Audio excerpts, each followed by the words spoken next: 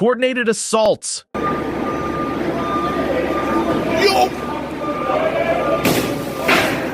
Creepy behavior. I want a motorboat right now. All on camera, like. And stomach-turning violence. That's ridiculous. If you saw that in a movie, you'd be like, that's too much blood. These are the top 10 MMA's most controversial moments. And at number 10, we have Colby Covington's rant on Brazil. After his win over Demian Maia in a dominant showing in 2017, Covington decided to go off on the Brazilian crowd during his Octagon interview with Daniel Cormier. He went on to call the South American country a dump. Oh, you're a dump! And the Brazilians in attendance filthy animals. Filthy animals suck! His words, not mine. Look at DC. I bet he's mentally listing all the places he had rather be right now. Tyrone Woodley also ended up catching a stray as Colby put out a challenge against him, immediately after taking shots at the biggest country of South America, on their home turf. Tyrone Woodley, I'm coming for you! If you don't answer the front door, I'm gonna knock it in, and I'm gonna take what's mine! That welterweight belt! Now, if you thought that was offensive, check out number 9, Motorboat Gate. In a rather infamous incident, Quentin Rampage Jackson took it upon himself to mimic motorboating journalist Karen Bryant. I want a motorboat right now. All on camera, like. All on the camera. You know I be humping reporters, so. The act got a ton of backlash, especially given Jackson's previous, let's say, inappropriate interactions with female reporters. Eventually, fans settled down, and the whole thing passed on into MMA history. And at number 8, we have Jon Jones and Daniel Cormier's brawl. The tensions between Jon Jones and Daniel Cormier hit a fever pitch during the UFC 178 Media Day face-off. I mean, they did not even try to keep things civil. Both elite light heavyweights exchanged blows and tussled amidst a stunned crowd of journalists and UFC staff.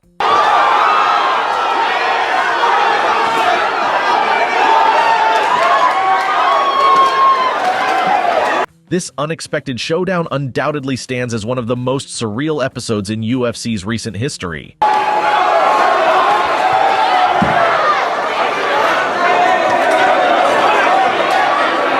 But if there's a brawl that even puts this one to shame, it's number 7, the Nashville Brawl.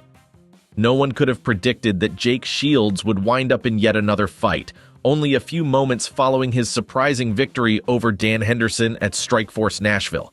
You see, while Shields gave his post-fight interview, his rival Jason Miller came out, grabbed the mic, and asked for a rematch. Man, I'm glad you were beating him.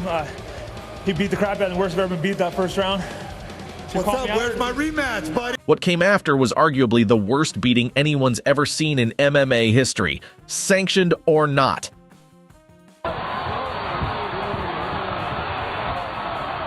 Before you knew it, things went from 100 to 1,000. Gilbert Melendez, another champ, got in Miller's face with a shove. Wow. Yeah, this is ridiculous. This is ridiculous.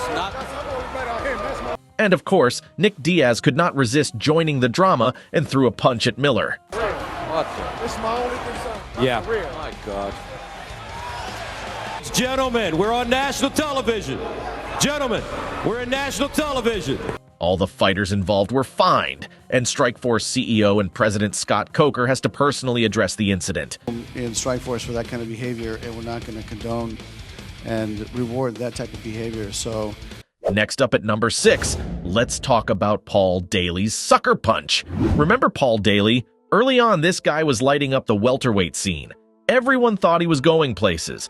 But then, during this match with Josh Koscheck, he pulled the infamous sucker punch.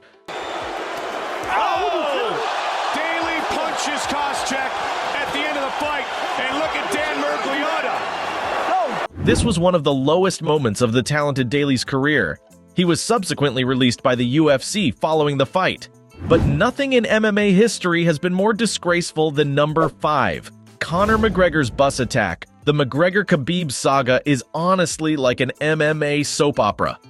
Before the match at UFC 229, there was some legit bad blood between these two. Slapped him and abused him on foreign soil. Your own people, you little rat. When the person you were looking for showed up, you took a shit on the back of a bus. Things went up to a whole other level when the notorious Conor McGregor chucked a trolley at a bus in Brooklyn with Khabib and his team inside before UFC 223 in 2018.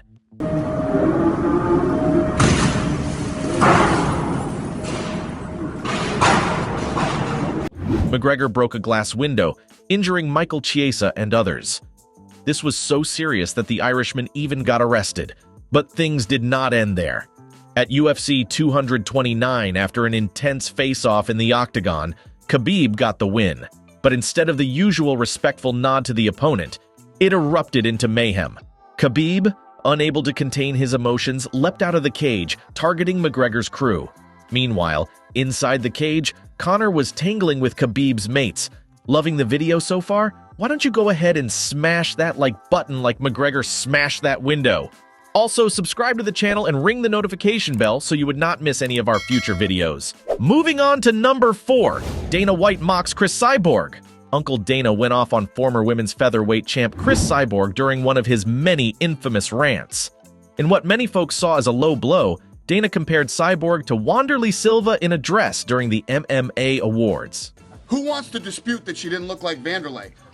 She got up and she was like, walking up the stairs, jacked up on steroids, beyond belief, and looked like Wanderlei Silva. All right, Dana. Let's see you say that to Chris's face now, huh? And at number 3, we have Babalu choking out his own career. Back in the day, Renato Babalu Sobral was a no-nonsense fighter. I mean, this guy was old school. So when he felt that David Heath had stepped out of line and disrespected him during UFC 74, he did not just let it slide. Now, I have seen fighters get mad, but Sobral took it to a whole new level. Even though he had already turned Heath into a walking bruise, Sobral thought, why stop there? In the second round, he got Heath in a tight anaconda choke, and when Heath started tapping out signaling he'd had enough, Babalu kept on squeezing, even with the ref trying to intervene. See him roll? It's deep and tight. David Heath is in deep trouble here. Now watch, David Heath taps, and Babalu, seeing this deep muscle, squeezes anyway, won't let go. After the match, instead of showing remorse, Sobral was like, well, he learned his lesson now. Like I asked with me, he called me mother. So what you're saying is that you put him to sleep on purpose even though you knew that he tapped? Yes, he has to know. He has to learn respect. Safe to say, UFC bosses were not impressed. They showed him the door, saying his refusal to listen to the ref was a no-go. And just like that, Sobral never set foot in the UFC again. Wild, right? Next up, at number 2, we have the controversial fight between Anthony Johnson versus Kevin Burns.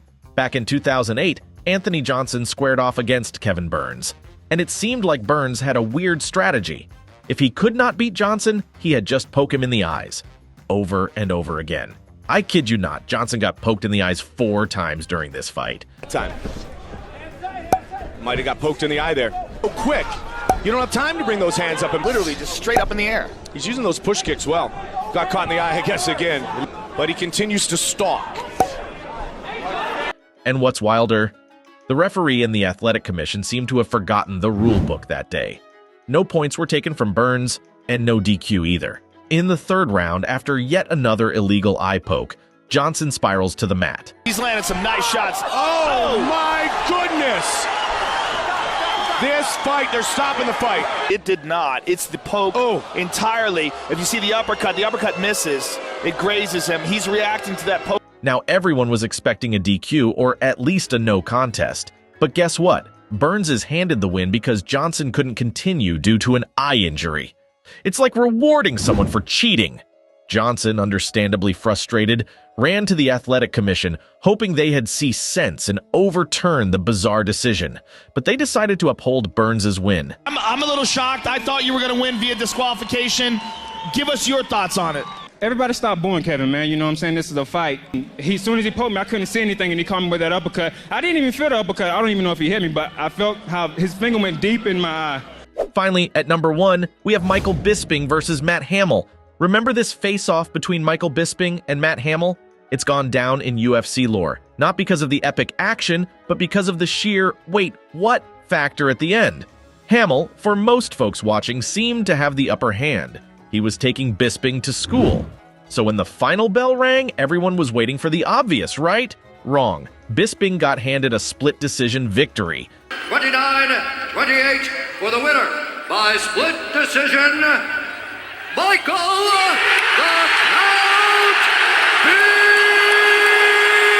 Bisping! And you know what makes it even fishier? The fight was in the UK, Bisping's own backyard. Coincidence? A lot of fans did not think so. Which one of these moments pissed you off the most? leave a comment below, and don't forget to like and subscribe. But that's all for today. See you next time.